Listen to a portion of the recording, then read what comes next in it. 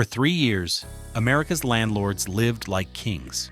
Rents climbed faster than they had in decades.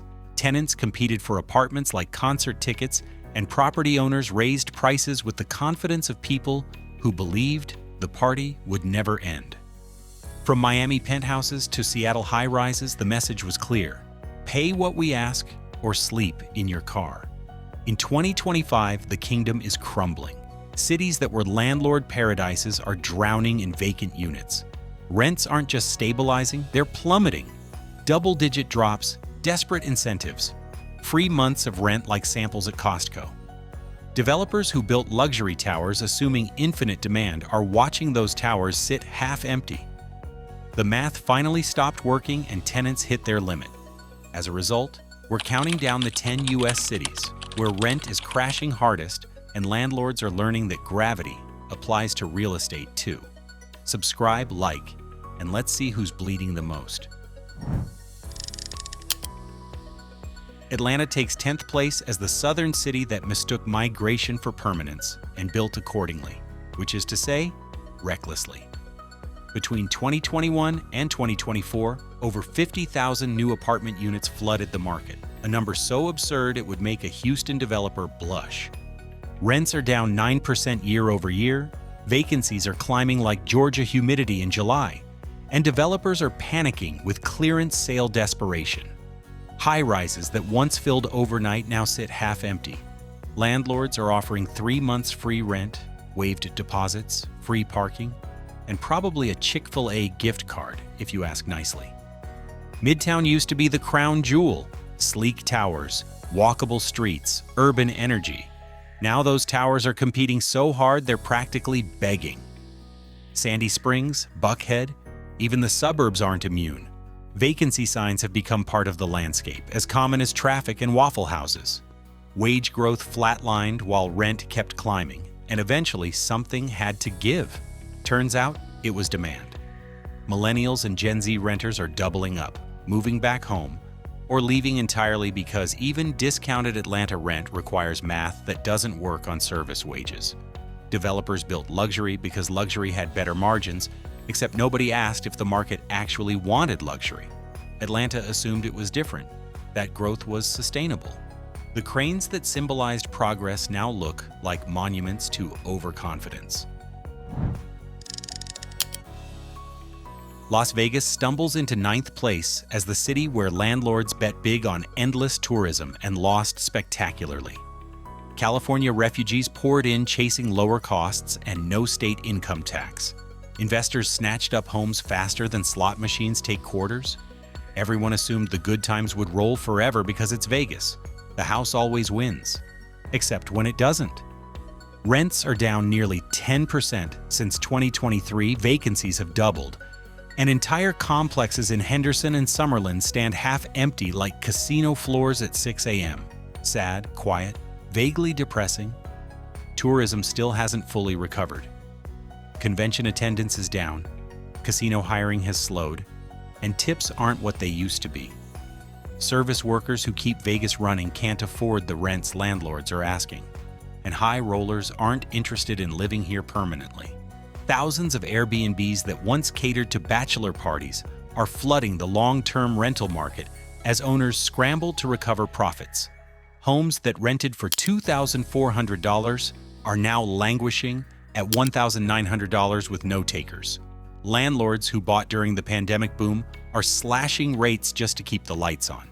The overbuilding continues because developers are completing projects launched at the height of optimism, flooding the market with more luxury units nobody asked for. Vegas feels eerily familiar to anyone who remembers 2008. Different decade, same gamble, same outcome. Too much speculation, too little sustainability. Phoenix claims 8th place as the desert darling that went from migration magnet to cautionary tale faster than you can say, but it's a dry heat. Californians fled west with cash offers. Developers couldn't build fast enough, and rents climbed like the temperature in June. In 2025, that optimism has melted into oversupply. More than 30,000 new units hit the market in 12 months, and demand simply isn't there. Average rent has plunged 12%, and landlords are throwing every incentive imaginable at tenants. Free months, furnished move-ins, prepaid utilities. Apartment complexes that once had wait lists now beg for occupants. Insurance costs have skyrocketed. Maintenance has surged as HVAC systems work overtime, and investors who bought luxury new builds at pandemic peaks are underwater. Phoenix's job market is tightening. High interest rates and slowing migration have frozen corporate expansion. Tech companies that relocated here with fanfare are quietly downsizing. From downtown Phoenix to the East Valley, the story is the same. Too many units, not enough demand. The city built for 10 million people now faces the reality of serving 8, and the gap between expectation and reality is filled with vacant apartments and shattered projections. Phoenix isn't just cooling, it's correcting. Boise takes 7th place as the small mountain city that became America's pandemic miracle. Then discovered miracles don't last when fundamentals never supported them. Remote workers fled San Francisco, Seattle, and Portland in droves, bringing cash offers and dreams of affordable mountain living. Home prices doubled, rents surged, and developers raced to meet what seemed like infinite demand. By 2025, the magic is gone. Rents are down 13% year over year, vacancy rates are climbing faster than any Mountain West city, and downtown apartments that once leased within days now sit empty for months. Developers who built hundreds of sleek complexes are drowning in inventory, desperate for tenants who can actually afford units built for California salaries. The city's actual renter base, teachers, nurses, service workers, never had Silicon Valley money. They watched as rent surpassed $2,000, then watched the Californians leave. Remote work mandates ended, tech layoffs hit, and Boise's inflated market was left stranded. Even the suburbs are feeling pain. Meridian, Nampa, and Eagle are seeing builders pause projects mid-construction.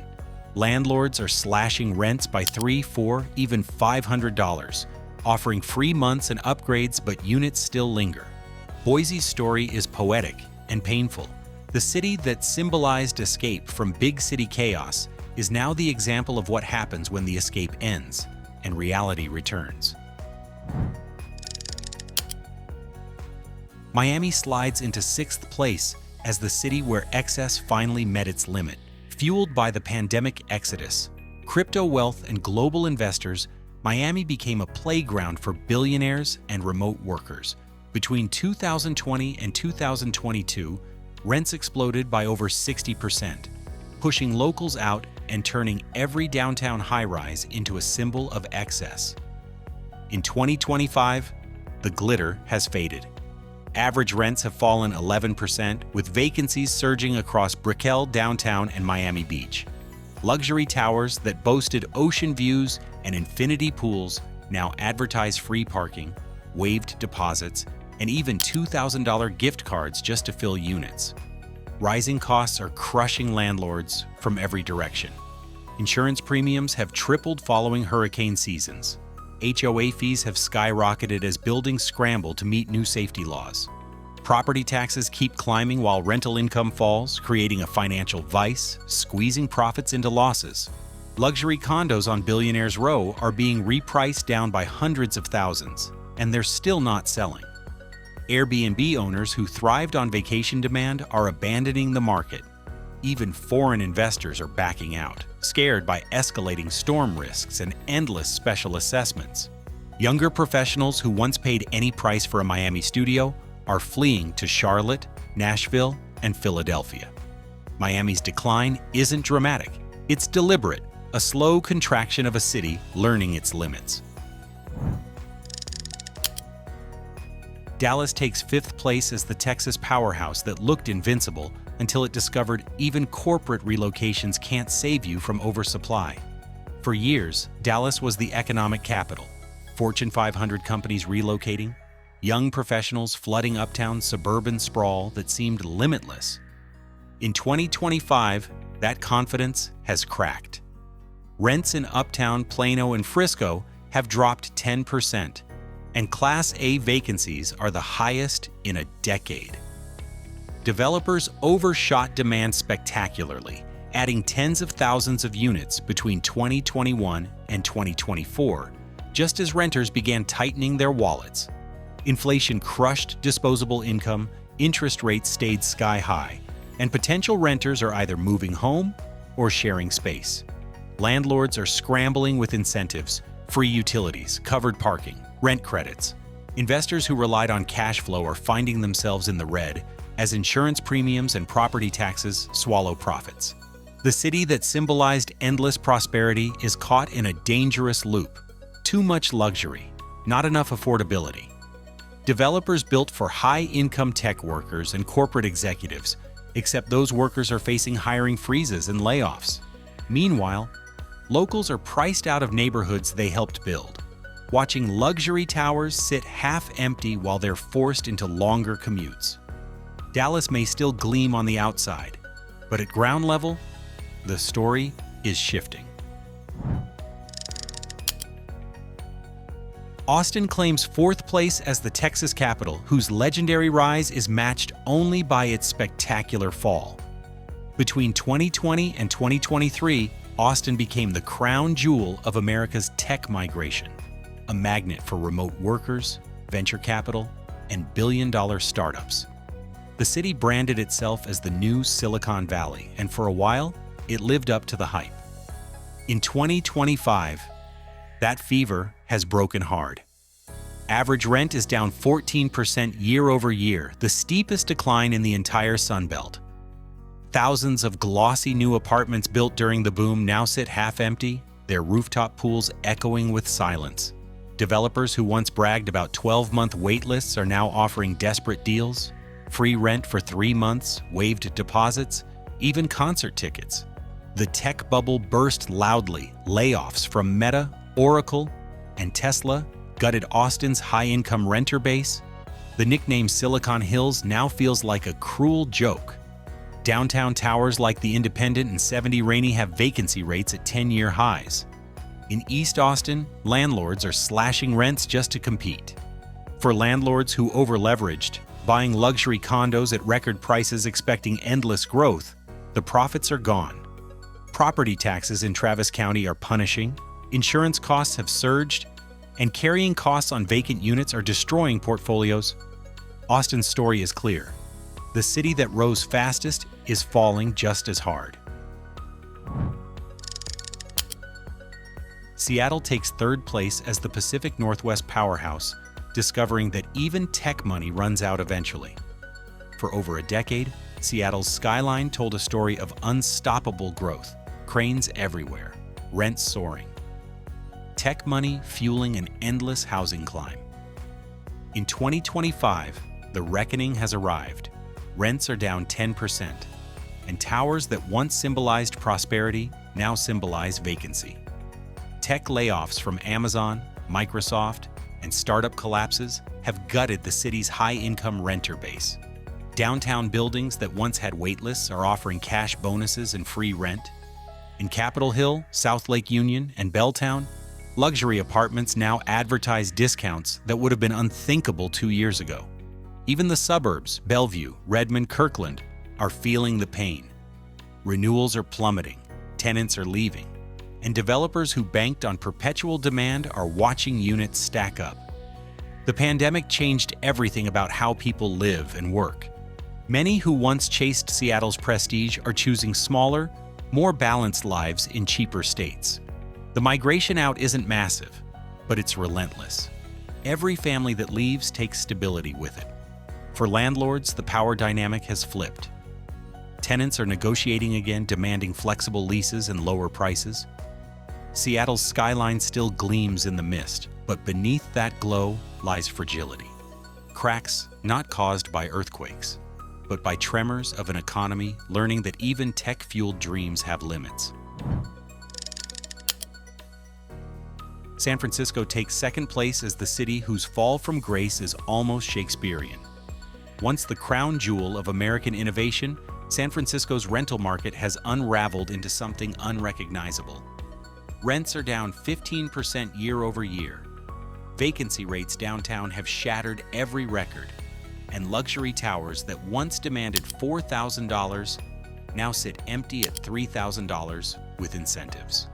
The exodus of tech workers never reversed. Remote work hardened into permanence, and workers who made San Francisco the most expensive city in America discovered they could do their jobs from anywhere. Downtown, once pulsing with startups, has become a canyon of quiet glass. Entire blocks are ghost corridors dotted with "for lease" signs. Landlords who once flaunted passive income are begging for tenants. Property taxes, maintenance, and insurance have doubled, wiping out profits. Investors who bought at the top are trapped, unable to refinance without losing millions. Beyond economics lies perception. Concerns over crime, homelessness, and quality of life have turned away renters in droves. Many have chosen Sacramento, Austin, or Denver instead, places that offer space, safety, and sanity. Restaurants, boutiques, and galleries that once defined the city's charm are closing. Even the city's vaunted tech identity is fading as companies abandon headquarters for cheaper hubs. San Francisco's decline isn't temporary, it's transformational. A lesson about what happens when innovation forgets sustainability. At number 1, the empire that's finally showing its cracks. For generations, New York City's rental market was bulletproof. No matter the economy, no matter the crisis, demand always returned because it was New York, the center of the universe, the city that never sleeps. In 2025, that myth is dying. Average Manhattan rents are down 12%, while Brooklyn and Queens are off by as much as 15%. For the first time in decades, renters have the upper hand, and landlords are scrambling with desperation. Incentives are back: free rent, waived deposits, luxury upgrades. Developers overbuilt spectacularly between 2021 and 2023, betting on endless wealth to fill their towers. Instead, those glittering high-rises now overlook half-empty streets. Corporate layoffs in finance, media, and tech have eroded the renter base that fueled the city's resilience.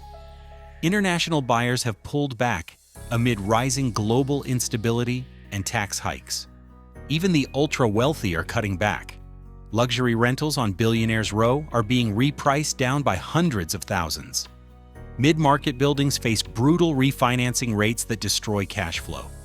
For smaller landlords, foreclosure whispers have begun. Younger professionals once eager to pay any price for a Manhattan studio are fleeing to Charlotte, Nashville, and Philadelphia. Remote work proved you don't need to live in New York to work for New York companies, and that realization has been devastating. New York's decline isn't dramatic, it's deliberate. A slow contraction of a city learning its limits. The skyline still shines, but beneath it lies a new reality. One where ambition finally meets exhaustion, where the city that never sleeps pauses to catch its breath and wonder if the rent was ever really worth it.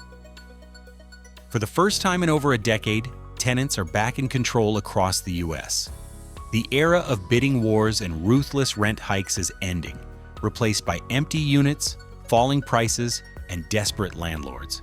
This isn't just a price correction, it's a cultural shift. Millions are questioning whether renting or even owning makes sense anymore.